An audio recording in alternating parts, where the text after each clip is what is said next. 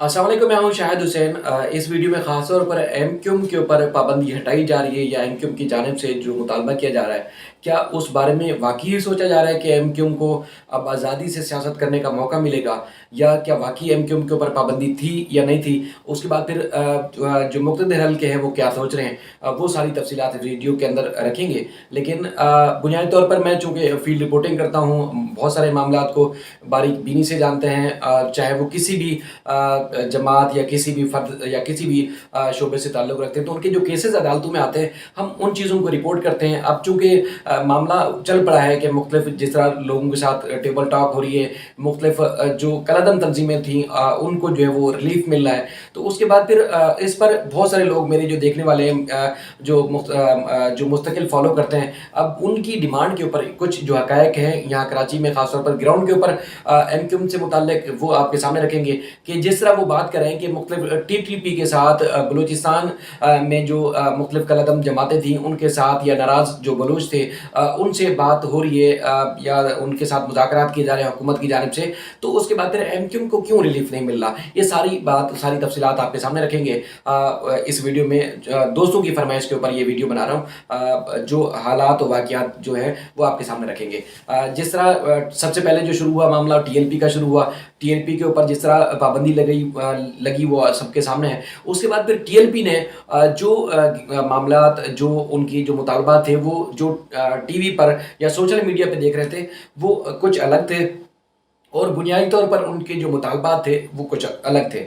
उसके बाद फिर खुद आपने देखा कि ख़ास तौर पर कराची से ताल्लुक़ रखने वाले जो मज़हबी रहनुमा है, और उसके बाद फिर ख़ास तौर पर जो ताजिर बिरादरी के जो एक मायनाज़ शख्सियत हैं, अकील करीम डैडी साहब, उसके बाद फिर मौलाना बशीर फ़ारूकी साहब, और उसके बाद फिर मौलाना मुनीब जो है मुफ्ती मुनीब साहब, ये जब एक्टिव हुए, उसके बाद फिर आपने देखा कि बहुत बड़े वबाल से, या बहुत बड़े एक जो मुल्क अगर दहशतगर्दी की लपेट में आ जाता, या बहुत बड़े वबाल में फंस जाता, उससे काफ़ी बचाया गया। और उसके बाद फिर आपने देखा कि आर्मी चीफ और उसके बाद फिर वज़ीर आज़म के इक़दामात के बाद फिर हमने देखा कि वो ख़ास तौर पर टीएलपी के ऊपर से पाबंदी हटाई गई। क्या ये टीएलपी के ऊपर जो पाबंदी हटाई गई इतना आसान काम था, या बहुत मुश्किल काम था? यकीनन ये मुश्किल काम था। ये बहुत मुश्किल फ़ैसला था, जो मुमकिन तौर पर नहीं हो पाता या नहीं किया जाता अगर टीएलपी स्टेट पावर शो ना करती, अगर टीएलपी की जानिब से बड़े पैमाने पर, बड़े लेवल के ऊपर एहतिजाज ना होते, तो शायद टीएलपी आज भी कलअदम होती। लेकिन टीएलपी ने जिस तरह उनके जो कारकुनान ने जिस तरह अपनी जो लीडरशिप के मुतालबे के ऊपर एहतिजाज किए, या बहुत बड़ा जो है वो एक समझ लें कि बहुत सारे पुलिस एहलकारों को भी शहीद किया गया। काफ़ी दोनों तरफ से ज़ाहिर है वहाँ हुई हलाकतें हुई, अमवात हुई, तो ये बहुत बड़ा मामला था। उसके बाद ये आगे बढ़ रहा था, कंट्रोल नहीं हो रहा था। या तो रियासत अगर एक्टिव होती, रियासत अगर कार्रवाई करती, तो ज़ाहिर है बहुत ज़्यादा कत्ल व गारतगिरी होती, मामला बहुत ज़्यादा बिगड़ जाता। लेकिन उसको जो है वो उस शिद्दत को कम करने के लिए मुक़्तदर हल्के, मुक़्तदर क़ुव्वतें जो है मैदान में आई, और उसके बाद फिर वज़ीर आज़म और उनको मुतमईन किया गया। फिर उसके बाद फिर ये जो कराची से ताल्लुक़ रखने वाले जो कदावर शख्सियात हैं, वो मैदान में आई, और उसके बाद फिर आपने देखा कि सारा मामला काउंटडाउन हुआ, और उसके बाद फिर मामला ख़त्म हुआ। अब आप देख रहे हैं कि कौमी धारे में एक तरफ जो है वो टीएलपी शामिल हो चुकी है। उसके बाद फिर तालिबान के साथ, टीटीपी के साथ जिस तरह एक अरसे दराज से आप देख रहे हैं कि जंग चल रही है मुसलसल, कई लोगों को उन्होंने नाजायज़ जो है वो शहीद किया पाकिस्तान में, पाक फ़ौज के जवानों को शहीद किया, मासूम शहरियों को, मासूम बच्चों को जो है वो कत्ल किया गया। तो उसके बाद फिर ये एक अरसे से चल रही है, और ज़ाहिर है वो ख़त्म ना होने वाली बात थी। उस पे भी चूँकि वज़ीर आज़म ने कहा, आपने देखा, या उसके बाद फिर आर्मी चीफ़ का भी आपने मामला देखा कि कभी भी वो इस हद तक आगे नहीं जा पाते या जाते कि मुल्क का आगे चलकर नुकसान हो। तो वो ज़ाहिर है बुनियादी तौर पर मुल्क का सोचते हैं। ज़ाहिर है हमारी फ़ोर्सेस चाको चौबंद हैं, और हमेशा वो मुतहरिक रहती हैं अपने मुल्क की हिफाजत के लिए, अपने मुल्क के दिफा के लिए।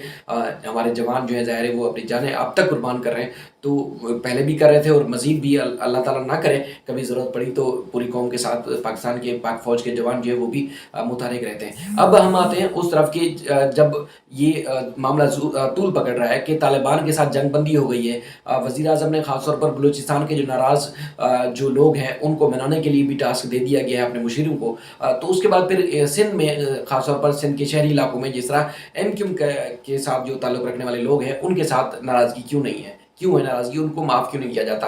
خاص طور پر آپ نے دیکھا مصطفیٰ کمال صاحب PSP کے سربراہ وہ مطالبہ کر رہے ہیں. اس کے بعد پھر خالد مقبول صدیقی صاحب کے اسٹیٹمنٹ, خاص طور پر اب جو ایک جارحانہ انداز سامنے آ رہا ہے, وہ مختلف اوقات میں بات کرتے رہے ہیں, مختلف اوقات میں وہ مطالبات رکھتے رہے ہیں اپنے سامنے, لیکن اس کے بعد اب جب TLP کے اوپر سے پابندی ختم ہوئی اور اس کے بعد پھر TTP کے ساتھ مذاکرات اور خاص طور پر جنگ بندی کا اعلان کیا گیا, تو اس کے بعد پھر MQM کی جانب سے یہ معاملہ زیادہ طول پکڑ رہا ہے. اب چونکہ یہ اس حد تک اب آگے اسٹیٹمنٹ چلے گئے ہیں, خاص طور پر وسیم اختر صاحب کے اسٹیٹمنٹ بھی آپ دیکھ رہے ہوں گے کہ اب واپسی کا راستہ مشکل ہے, کہ یعنی کہ اب اگر حکومت سے بات منوانی ہے اس سے پیچھے نہیں ہٹنا, لیکن بات حکومت سے کس تناظر میں بنوایا گیا MQM کے اوپر. MQM کے پاس پاور کون سی ہے, کیا پاور ہے, کیا ان کے پاس طاقت ہے کہ وہ اس طاقت کے بل بوتے پہ اپنی بات منوا لیں.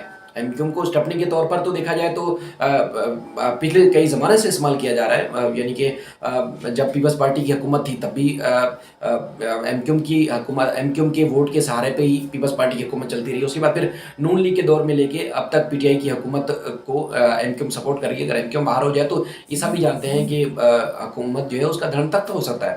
تو بہرحال MQM سپورٹ کر رہی ہے, لیکن MQM مانگ رہی ہے کہ ان کو اب جو ہے وہ ان کا جو حق بنتا ہے, جائز جو حق بنتا ہے, وہ کیوں نہیں دیا جا رہا. اب چیز آ جاتی ہے کہ MQM کو کیا سیاسی طور پر پابندی ہے MQM پر. گراؤنڈ پہ جو لوگ جانتے ہیں بالکل ہرگز نہیں ہے. MQM کے کئی جو دفاتر ہیں وہ کھلے ہوئے ہیں, بہادرآباد میں ان کا جو مرکز ہے وہ کھلا ہوا ہے. اور اس کے بعد پھر مختلف جو سیاسی دفاتر ہیں UCs کے, مختلف یونین کونسل کے ساتھ ساتھ مختلف جو صوبائی یا NPA MNS کے دفاتر مختلف جگہوں پر کھلے ہوئے ہیں, یعنی کہ وہ دفاتر جو انہوں نے کسی نہ کسی طریقے سے رینٹ پہ لیے ہوئے یا جو ان کی ذاتی ملکیت ہے. اب MQM مطالبہ کری کہ جو ان کو سیل دفاتر ہیں وہ کھولے جائیں. اب سیل دفاتر تو وہ تھے جو نظر آتے تھے مختلف رفاہی پلاٹوں کے اوپر یا مختلف پلے گراؤنڈز کے اوپر, مختلف پارکس کے کونوں میں, کہیں یونٹ آفس اور کہیں سیکٹر آفس سے شاید وہ مطالبہ کر رہی ہوگی MQM, یا پھر MQM کے مرکز 90 جو کہ الطاف حسین صاحب کا گھر تھا, رہائش گاہ تھی وہ, یا پھر خورشید بیگم میموریل ہال شاید ان کی بات کر رہی ہوں گی. ممکنہ طور پر وہی بات ہو سکتی ہے. باقی تو سیاسی طور پر تو MQM ایکٹیو ہے اور MQM کی جو بھی اسٹیٹ پاور ہے وہ سب کو نظر بھی آتی ہے. تو وہ دفاتر ہیں جو ایک عدالتوں کے احکامات کی روشنی میں بھی شاید وہ غیر قانونی ہوں گے, غیر قانونی تھے کہ آپ کسی بھی پارک کے اوپر یا کسی بھی پلے گراؤنڈ کے اوپر آپ قبضہ کر کے اپنی ذاتی اس کو مقصد کے لیے کیسے استعمال کر سکتے ہیں. سپریم کورٹ اور عدالتوں کے احکامات تو بالکل واضح ہیں. اس کے بعد پھر کس طرح MQM مطالبہ کر رہی ہے. دوسرا یہ ہے کہ اگر MQM کی جو موجودہ صورتحال ہے, جس طرح اسٹیٹمنٹ دیا جا رہے ہیں, تو مختلف جو مقتدر حلقے ہیں, مختلف جو لیڈنگ رول پلے کرتے ہیں, ان میں سے کچھ لوگوں سے میری بات ہوئی ذاتی طور پر. تو میں نے جاننے کی کوشش کی کہ کیا MQM جس طرح مطالبہ کر رہی ہے تو حکومت جس طرح TLP TTP اور بلوچ جو ناراض رہنما ہیں یا جو ناراض قیادت ہے ان کو منانے کے لیے کوشش کر رہی ہے, تو MQM کے مطالبے کے اوپر بھی کیا سوچ بچار ہو رہی ہے. تو مجھے نام میں جواب ملا. نام میں مراد یہ ہے کہ جس طرح کہ MQM کے بارے میں فی الحال نہیں سوچا جا رہا کہ MQM کو کوئی ریلیف دے. پہلی بات تو یہ ہے کہ MQM کے اوپر کوئی پابندی نہیں ہے تو ان کو ریلیف کس بات کا دیں. دوسری بات یہ ہے کہ MQM کے پاس سیٹ پاور نہیں ہے. اب وہ اس لیے نہیں ہے کہ MQM جب خود دھڑے بندی میں جو ہے وہ بٹ چکی ہے, مطلب خالد مقبول صدیقی عامر خان صاحب کا ایک الگ دھڑا ہے, اس کے بعد پھر PSP کے سربراہ مصطفیٰ کمال صاحب انیس قیام خانی صاحب کا ایک الگ دھڑا ہے, اس کے بعد پھر ہم آتے ہیں فاروق ستار صاحب کا, ان کا ایک الگ دھڑا ہے, اور بہت بڑی ایک اکثریت جو کہ خاموش اکثریت ہے وہ الطاف حسین صاحب کی ہے. تو جب یہ سارے دھڑے الگ الگ ہیں تو اس کے بعد پھر اسٹیٹ پاور ہی نہیں ہے MQM کی, تو اس کے بعد پھر کوئی ادارہ یا حکومت پاکستان کیسے بھی بس ہو کہ وہ MQM کو ان کے جو مطالبات ہیں وہ ماننے کے لیے رضامند ہو. یقیناً نہیں ہے, ایسا نہیں ہے. اور دوسرا یہ ہے کہ MQM نے الطاف حسین صاحب یا لندن کی عادت سے تو خود ہی علیحدگی اختیار کی تھی. شاید ان کو اپنی گرفتاریوں کا خوف ہو یا ان کو جو ہے مستقل پابندی کا خوف ہو. اس وقت انہوں نے جس طرح 22 اگست 2016 کو کیا تھا, خود کیا تھا. میرا نہیں خیال کہ کسی ادارے نے ان کو بے بس کیا ہو یا شاید مجبور کیا ہو. جو گراؤنڈ پر حالات ہیں میں وہ بتا رہا ہوں. تو بہرحال ایک تو یہ صورتحال ہوگی. دوسرا جو NRO کے تحت آپ کو یاد ہوگا کہ پرویز مشرف صاحب کی حکومت میں تمام مختلف لوگوں کو NRO دیا گیا تھا, تو سپریم کورٹ نے اس NRO کو غیر قانونی قرار دیا تھا, کالعدم قرار دیا تھا. اور بیشتر لوگ ایسے جو NRO کے تحت ریلیف لے چکے تھے یا تو ملک سے چلے گئے تھے یا دنیا سے جا چکے ہیں, اور کئی ایسے تھے جن کے NRO کے تحت مقدمات دوبارہ दोबारा बंद होने वाले रीओपन हो चुके हैं और उनको ट्रायल का वो सामना कर रहे हैं। और उसके बाद फिर जो एमक्यूएम के जो कारकुनान हैं जिनके बारे में कहा जाता है, तो वो जिस तरह हज़ारों की तादाद में लापता थे, अब वो सैकड़ों की तादाद में मुख्तलिफ शहरी और भी शामिल हैं, सिर्फ एमक्यूएम के लोग नहीं हैं जिनकी मतलब मैं ये नहीं कह रहा कि लापता हैं दावे के साथ, लेकिन जो अदालतों में केसेस आते हैं वो तकरीबन 3 सवा 3 या 350 के करीब जो है मजमूई तौर पर तादाद रह गई है, जिसमें कुछ कहा जाता है कि एमक्यूएम के और कुछ मुख्तलिफ आम शहरी और मुख्तलिफ दीगर सियासी जमातों या मुख्तलिफ मजहबी जमातों से वाबस्ता लोग शामिल हैं, जो अदालतों में रिपोर्ट आ चुकी है या रिकॉर्ड के ऊपर जो मौजूद है। और उसके बाद फिर जो एमक्यूएम के मुलजमान या एमक्यूएम से ताल्लुक़ रखने वाले जो कारकुनान जो मुख्तलिफ केसेस का सामना कर रहे हैं, वो एक दिन में केस नहीं बनाया गया कि किसी ने किसी के ऊपर इल्ज़ाम हो कि उसने दहशतगर्दी की हो, किसी के ऊपर इल्ज़ाम है कि उसने किसी को टारगेट किलिंग की हो। वो मुख्तलिफ औकात के मुख्तलिफ किस्म के इल्ज़ामात है और मुख्तलिफ जो है वो किस्म की जो है उनके ऊपर अलग अलग वाक़यात के अलग अलग केसेस हैं। जो ख़ास तौर पर मरकज़ी केस था, मेन केस था, उसमें तो जिसमें एमक्यूएम के मरकज़ 90 के ऊपर छापा मारा गया था, जिसमें दर्जनों की तादाद में कारकुनान गिरफ्तार और उसके बाद फिर एमक्यूएम के रहनुमा उस वक्त आमिर खान और कई और सियासी रहनुमा भी गिरफ्तार हुए थे। कईयों को तो रिलीफ मिल चुका है, यानी कि JITs में नाम आने के बावजूद, इंटेरोगेशन रिपोर्ट में नाम आने के बावजूद, मुख्तलिफ कारकुनान की जानिब से एतराफ़ जुर्म होने के बावजूद उनको तो रियासत ने या सरकार ने या प्रोसिक्यूशन ने कुछ रिलीफ दिया हुआ है। अब जो अदालतों में या रिकॉर्ड पर जो चीज़ें मौजूद हैं उसके मुताबिक अब उन केसेस के ऊपर अब दबाव नहीं डाला जा रहा, यानी कि उन केसेस को चलाने के लिए अब कोशिश नहीं की जा रही। अगर एमक्यूएम किसी तरीके से यानी कि दबाव डालने की मज़ीद कोशिश करती है तो रियासत फिर वो केस चलाएगी या उन केसेस को चलाने के लिए मज़ीद जो है वो दबाव डाल सकती है, जिसके लिए एमक्यूएम की उल्टा अपनी मुश्किलात में इजाफा हो सकता है, मुमकिन तौर पर ये मैं बात कर रहा हूँ। बाकी अगर जब तक देखिए एमक्यूएम की जब तक बल्दियात एमक्यूएम के हाथ में था, एमक्यूएम काफ़ी मजबूत थी, एमक्यूएम के अंदर इतनी धड़ेबंदी नहीं थी, तो कोई ताकत एमक्यूएम को तोड़ नहीं पा रही थी, एमक्यूएम की सियासी तौर पर मजबूत तरीन जमात समझी जाती थी। अब अगर जो एमक्यूएम के नाम पर भी एमक्यूएम के साथ जो लोग हैं वो भी अंदरूनी तौर पर खोखले हो चुके हैं, मजबूत नहीं है, यानी कि कई ऐसे लोग हैं जिनके ऊपर मुख्तलिफ करप्शन के चार्जेस हैं, लेकिन रियासत ने उनको रिलीफ दिया हुआ है। अब अगर ज़्यादा ये सख्ती करते हैं तो उनके खिलाफ ज़्यादा केसेस बनेंगे, ज़्यादा उनके खिलाफ जो है मुख्तलिफ दबाव पड़ेगा, तो जब तक ये यकजा नहीं हो सकते, जब तक ये अपनी बात मनवाने के लिए जो है वो कारामद इनके मुतालबात सामने नहीं आ सकते।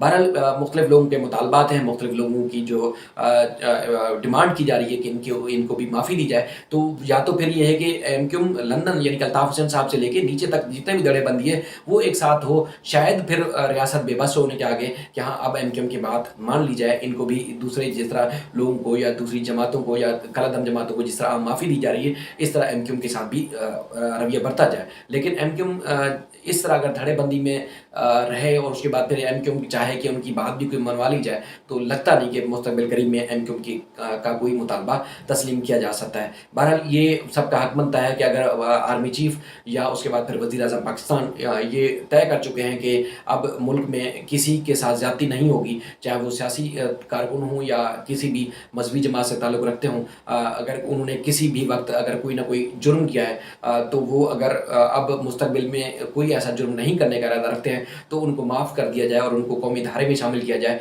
तो यकीनन अगर किसी और को उनका राइट मिल रहा है तो फिर एमक्यूएम या दीगर जमातों को भी जो नाराज़ कॉम्प्रेस जमातें हैं उनको भी इस तरह उनको रिलीफ मिलना चाहिए। लेकिन रिलीफ मिलने के लिए या रिलीफ लेने के लिए, अपना हक लेने के लिए भी आपको बहुत बड़ी तगदो करनी पड़ती है, जद्दोजहद करनी पड़ती है। बहरहाल ये जो सूरत हाल थी वो मैंने आपके सामने रखी। उम्मीद करता हूँ आपको ये मामला ये वीडियो पसंद आएगी। अपना लाइक कर सकते हैं, कमेंट कर सकते हैं और उसके बाद फिर मज़ीद कोई सजेशन हो तो बता सकते हैं। लेकिन मैंने कोशिश की कि जो ग्राउंड पर हक़ाइक़ थे वो आपके सामने रखें कि फ़िल वक्त एमक्यूएम को रिलीफ देने के बारे में सोचा नहीं जा रहा। बाकी जो कुछ होगा वो आपके सामने रखता रहूँगा। अपना ख्याल रखिएगा। अल्लाह ताला इस शहर का, इस सूबे का, इस मुल्क का हामी नासिर हो।